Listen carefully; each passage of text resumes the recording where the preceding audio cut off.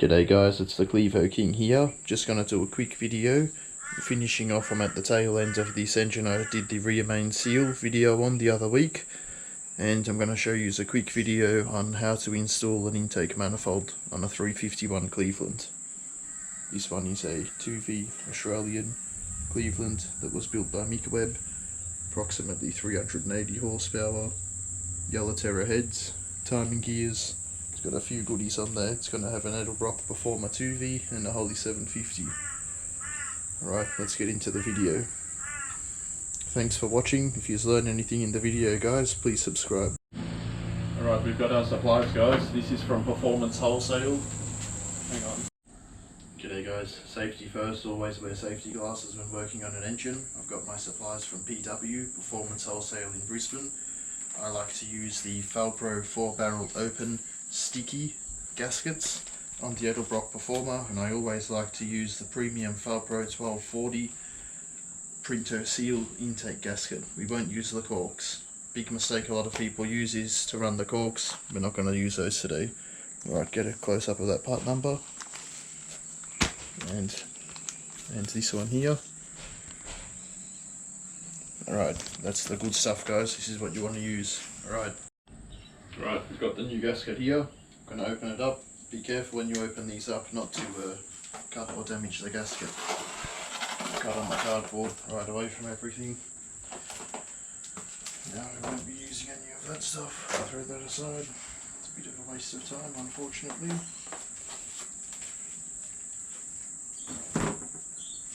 Okay, with these gaskets, you want to be careful not to get them dirty. You want to find, I'm pretty sure this one's going to go there. This one will go here. Okay, now my trick is to sit these gaskets where they're going to go, just by eye. A lot of people won't like this because these gaskets are so expensive, but I get the intake manifold and I'll sit it on dry. And I'll very gently place it down, right on the gasket. Okay, now have a look here at this end of the intake valley everyone. See that height there? We're going to need to make a bead of silicone that's going to be at least that high. Because this is uncrushed, it will crush a little bit, so we want it actually a little bit higher than that, so it's going to make from here to there. So what we'll do as a guide is have a bit of a look at these two corks here that they've supplied. Now this packet actually does rip open. I'm pretty sure that it'll be not enough. Yeah, so we want the bead to be just a bit higher than that, and we'll just use that as a guide, that's all. Then I'll throw those in the bin later on. What we're using today, I always use this Red RTV gasket maker high temp. It's good, never had an issue with it. Right, now we'll sit these gaskets back out of the way. I'll show you what I like to do. First thing I like to do is a tiny little bead around each port. Now, very thin. If you're ever going to pull this gasket off, this bead here will help it not stick. You'll have less cleanup later. So just a really nice thin, it's even a little bit too much on some of those. We'll come over here and do these four quickly.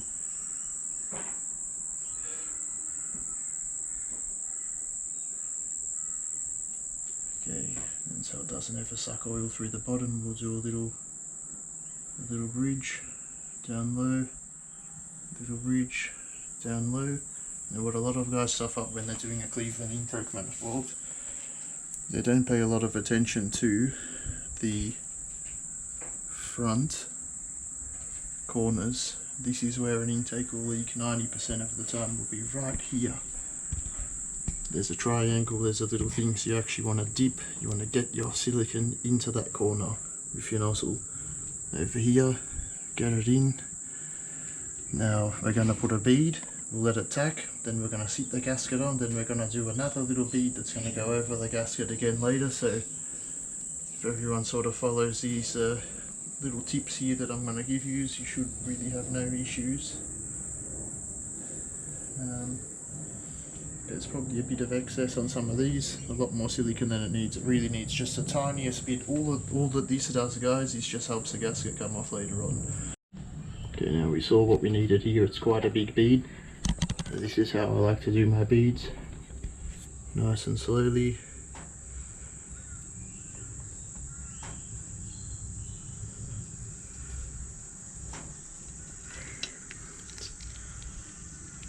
What you want to do is end up with the first bead about the height of that distance that we found before.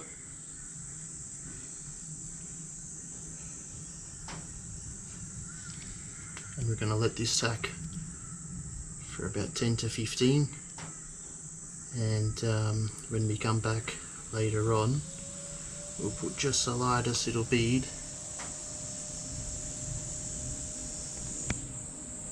over the top of this, so that when we sit the intake down, then it's just going to be perfect. If you notice, guys, I stitched the bead into the back of the intake so that when the intake goes on, that it doesn't flop into the engine. It's going to be nice and solid on the back wall.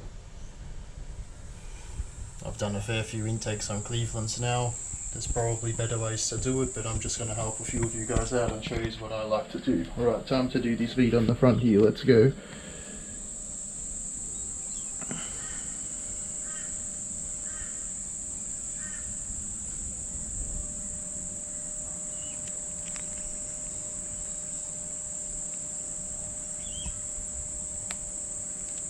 There we go. Felt an air bubble coming through that then.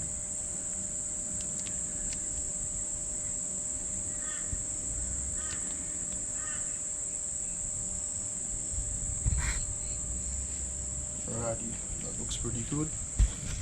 Now what I'll do with this nib, I'm just going to stitch it into this back edge here so it doesn't fall down later. So it's not a bead, it's like a little column. Just fill this up a bit too, and here. Okay, where was that low spot I saw here? A bit of a low spot. You always just want to use your mind's eye. Make sure that it's pretty uniform. Okay, that'll be perfect. Now we're going to let this skin for a few minutes. Keep the camera rolling, and I'll just position these gaskets by finger in place. So this one here.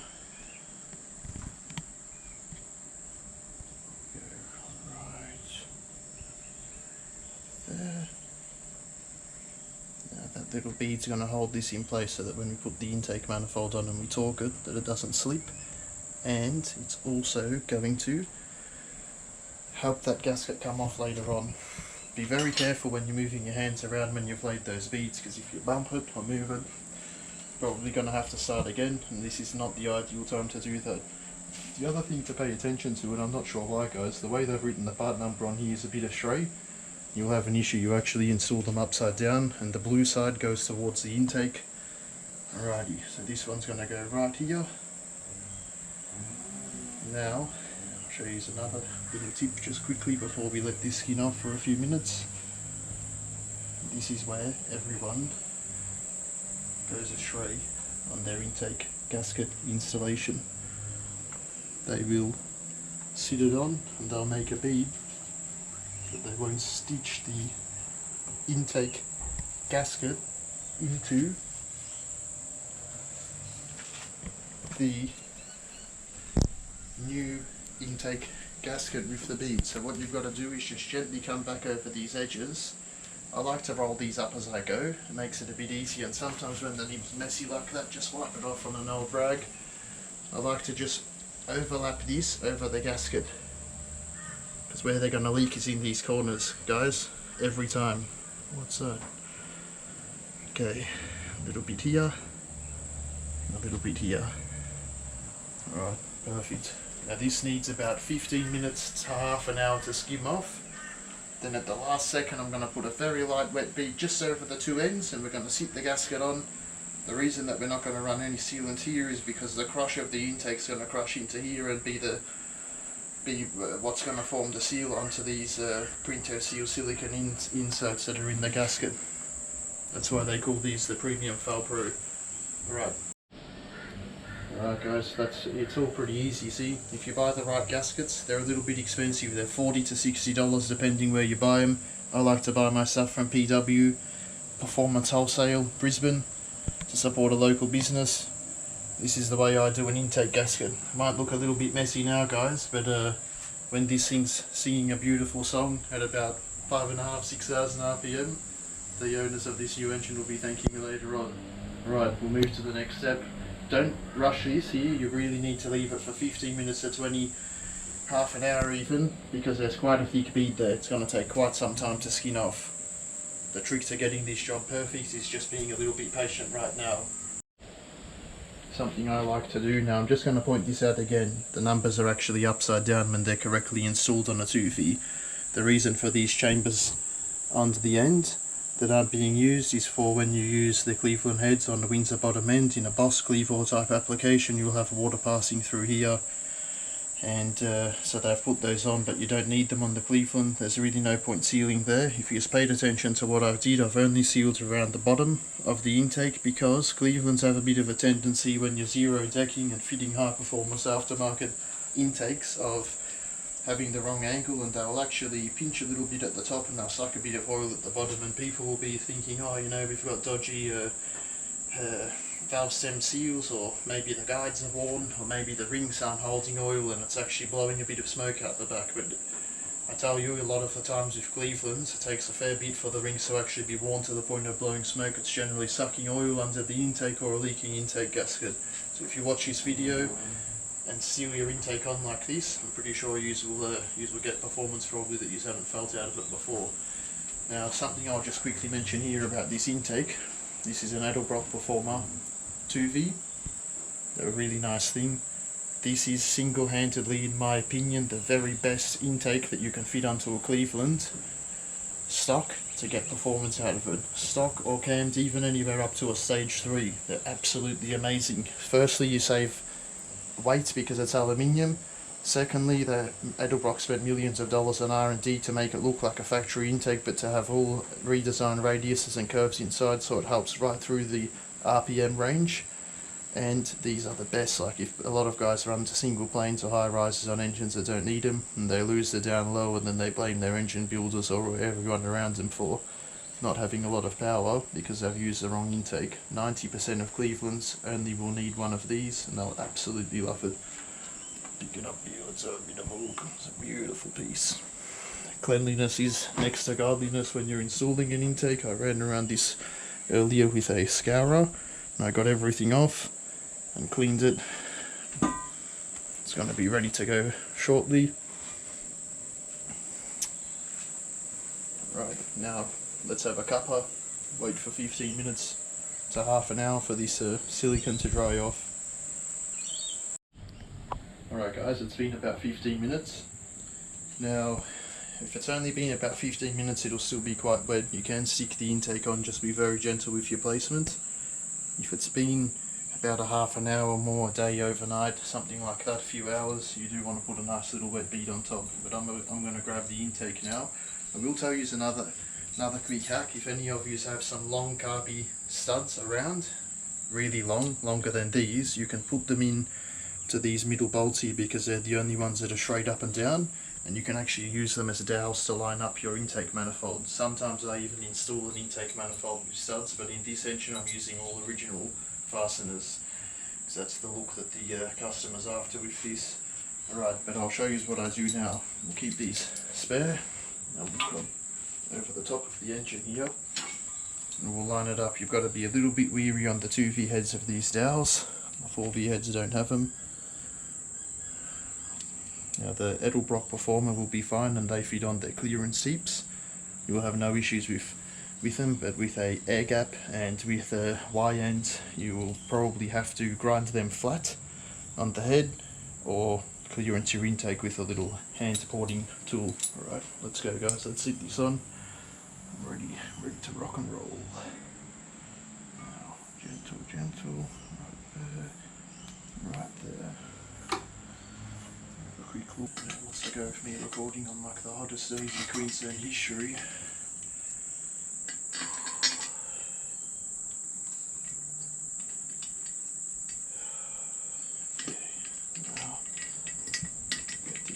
Started here. They're a 1/2 inch in the middle, and the trick when you're running the silicone bead is you do these bolts up just by finger first. Even though you've given that bead half an hour to dry. You don't want to send these home. You will either over torque the gasket and crush it, or you will blow the bead out on the front and the back that you spend all of that time working on to ensure that the thing's not going to leak. When you run the silicone beads like this, you can run an engine for 15-20 years knowing that it's never going to leak, or until you upgrade it.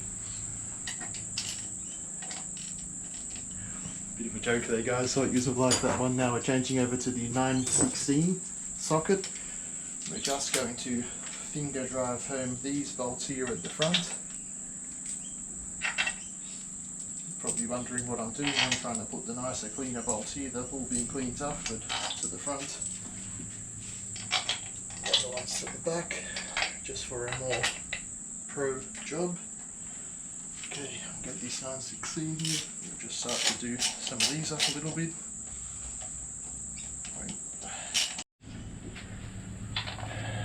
The trick is to just get these done up by finger, just until you hit the very end of the thread, and you stop.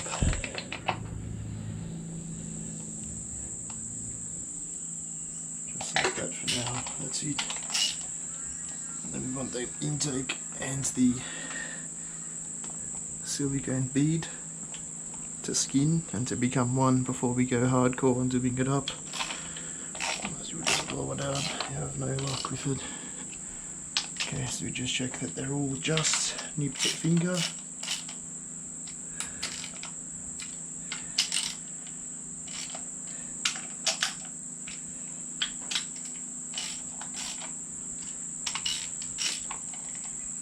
Okay, then when you get those done, the middle ones get a bit loose again, so we'll change back to the half. And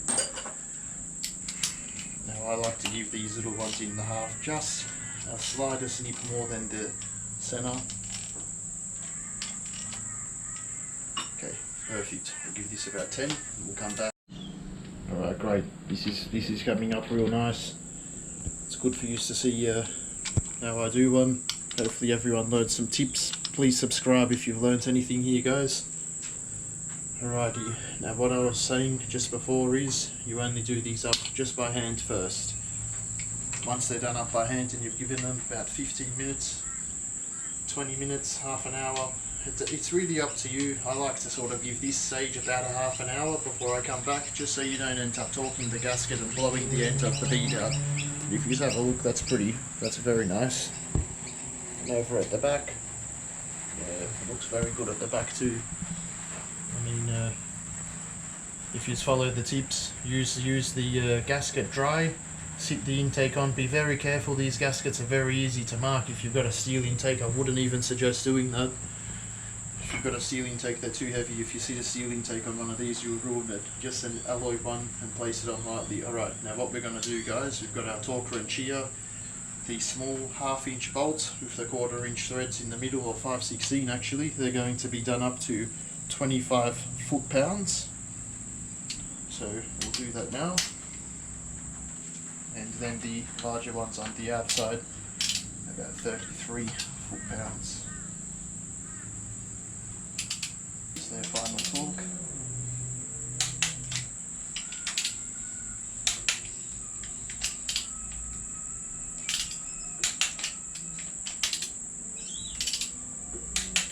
Okay, the 4 little bolts in the middle are done.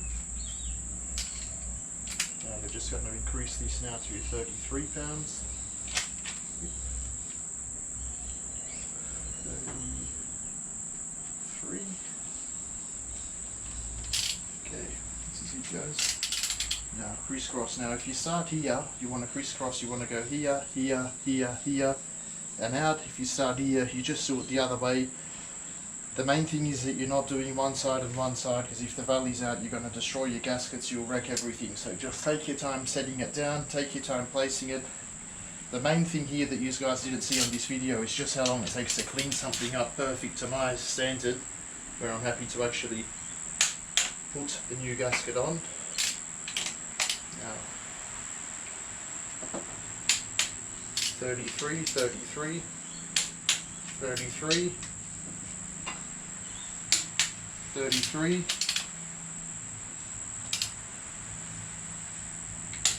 33,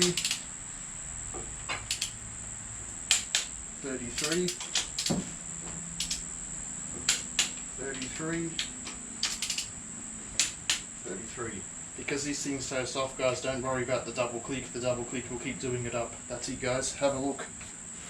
That's how the Clevo King installs an intake gasket on a 351 Cleveland. Once again, guys, if you've learnt anything at all, subscribe. Don't hesitate. I'm going to be doing more videos like this. I'll show you how to install cams, budget builds, things I'm working on. I've got a lot of interesting content for the channel, how to upgrade fuel systems, how to do a rear main seal. Thanks for watching. This is what you want to end up with, guys, a nice even bead. I haven't even cleaned this up yet. It's actually easier to clean this up when it dries, so cut it with a knife. If you read the anal, I'm leaving it. Look at it, it's beautiful. Now if you run around the top of this intake seal here, look, sealed, sealed. Look, guys, not only is it going to come off beautiful when the time's right, but it's never going to leak.